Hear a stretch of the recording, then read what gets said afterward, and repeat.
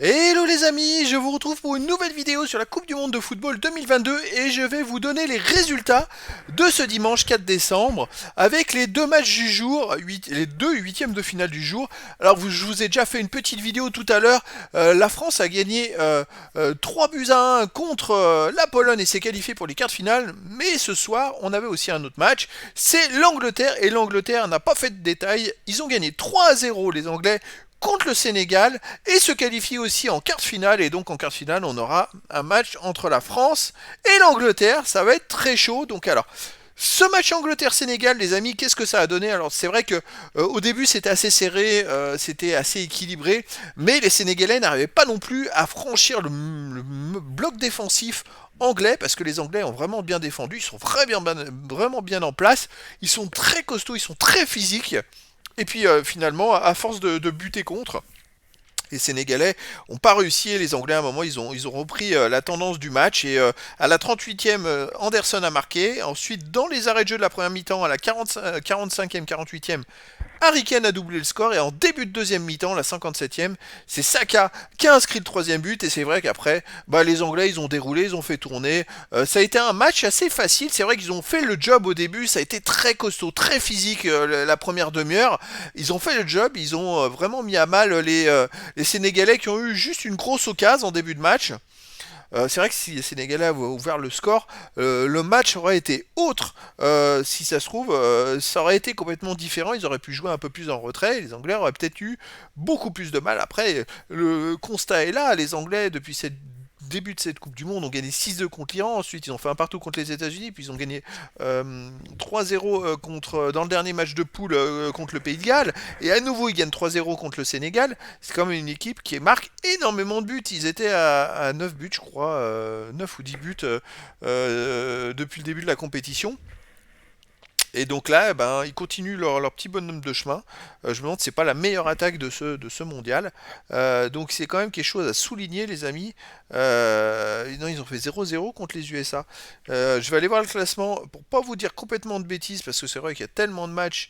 Hop, les Anglais, ils sont où les Anglais? Ils sont ici dans le groupe B. Non, ils ont fait 0-0 contre les USA. Ils ont gagné 6-2 contre l'Iran, 0-0 contre les États-Unis. Ensuite, ils ont gagné 3-0 contre le Pays de Galles. Et vous voyez, le résultat, c'est à nouveau 3-0 contre le Sénégal. Alors, possession de balle Angleterre, 61%.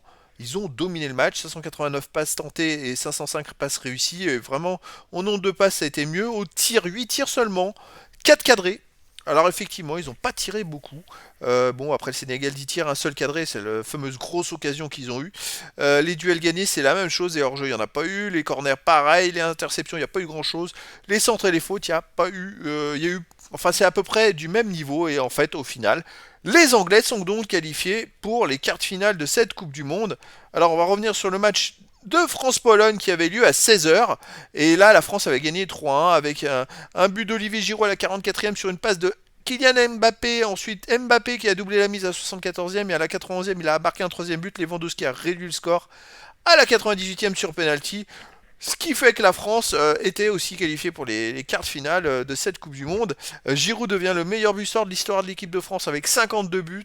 Et Mbappé en est à 5 buts et 2 passes décisives dans cette Coupe du Monde, qui est énormissime. Bon, la France a fait un match très plein, on va dire, parce qu'ils ont eu juste un ou deux moments un peu compliqués, mais bon, je dirais que même si la Pologne avait marqué, ils avaient la possibilité d'en marquer tellement des buts que au final, je suis pas sûr que la Pologne se serait qualifiée. Il y avait un gros écart entre les deux équipes. Donc la France a fait le boulot. Et donc on va aller voir les résultats, les amis. Hop, les résultats qui sont là. Ça donne que nous avons retrouvé l'Angleterre contre la France ici. Vous voyez, Angleterre-France qui va se jouer le 10 décembre. Et ça sera un match à 20h, le samedi, je crois que c'est un samedi 10 décembre à 20h. Donc voilà les amis, prochain match pour la France contre l'Angleterre. Et donc ça va être le quart de finale, un gros quart de finale, ça veut dire qu'une des deux équipes va se retrouver en demi-finale, une équipe européenne. Donc on a déjà un premier quart qui est Pays-Bas-Argentine et un deuxième quart Angleterre-France. Les gros sont au rendez-vous. Les petits ont du mal maintenant à aller plus loin dans la compétition. C'est vrai qu'après il faut être physique. Et c'est vrai que les Anglais, ils ont pour l'instant, ils ont réussi à faire tourner un peu leur effectif. Ils arrivent complètement frais. Là il va y avoir 6 jours de récupération avant le quart de finale. Ça va être un sacré choc, ça va être très physique, ça va être très intéressant à voir. Classement des buteurs, on a Mbappé qui est premier de cette Coupe du Monde avec 5 buts. Ensuite, on retrouve plein de buteurs à 3 buts. Morata, Gakpo, Saka. Saka de l'Angleterre qui arrive à 3 buts maintenant. Valencia, Giroud, Messi, Rashford. Rashford n'a pas marqué. Il était remplaçant, il est rentré en fin de match. Voilà, ça fait beaucoup de buteurs. Mbappé a enfin créé un écart. Autant avant c'était sérieux, c'était difficile de donner une tendance. Et maintenant on peut se dire que pour les autres, il va falloir qu'ils marquent au moins 3 buts s'ils veulent dépasser Mbappé et que Mbappé ne marque pas dans le prochain match pour devenir meilleur buteur de cette Coupe du Monde. Donc c'est bien parti pour Mbappé. Maintenant, demain, le calendrier de demain, les amis. Demain, à 16 h, on a le quart entre Japon et Croatie. Alors là, ça va être très indécis, Japon-Croatie. Le Japon est une équipe qui est qui a beaucoup d'endurance, très physique, qui tient longtemps, qui est capable de contrer n'importe qui. Ils ont été capables de renverser la situation contre l'Allemagne et contre l'Espagne. Et la Croatie, qui est une équipe un peu plus vieillissante, mais qui a un super jeu collectif et des joueurs exceptionnels. Après, est-ce que physiquement, la Croatie a dû se batailler jusqu'au dernier match pour se qualifier, bah, comme le Japon, hein, de toute façon. Mais est-ce que physiquement, les Croates seront là? On l'a vu aujourd'hui, hein, le Sénégal, qui avait dû batailler 3 matchs de poule pour se qualifier, a eu du mal physiquement contre les Anglais. Ça a été plus compliqué. Au début du match, ça allait, et puis au bout d'une demi-heure, ça a été plus compliqué. Les enchaînements de matchs font que et puis la durée des matchs aussi, parce que les matchs durent plus 90 minutes maintenant, ça dure 100 à 110 minutes, font que les équipes, si on n'a pas des remplaçants, si on n'a pas un bon banc, c'est très compliqué.